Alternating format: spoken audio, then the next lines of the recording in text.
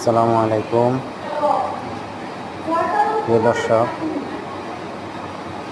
আজকে স্পেশাল একটা হালুয়া বানাইলাম। এই হালুয়াটা খাওয়া খুব সুস্বাদু। এটা পুরুষের জন্য খুবই কার্যকরী জিনিস।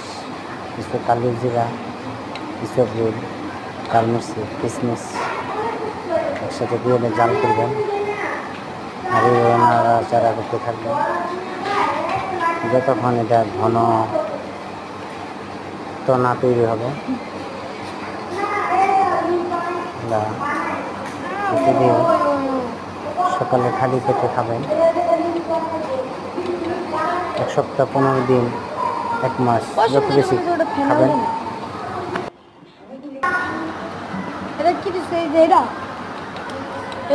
এইভাবে নাড়াচাড়া করতে থাকবেন যখন দেখবেন একদম ঘন ঘন হয়ে গেছে, তখন এটাকে আরও নাড়বেন।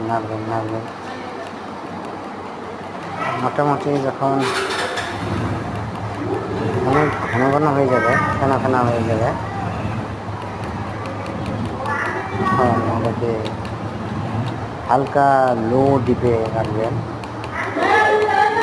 এবং জাল করতেই থাকবেন। তো এভাবে অনেক সময় হালকা লো ডিপে জাল দেবেন। তার সাথে কিশমিশ দিয়ে দিবেন।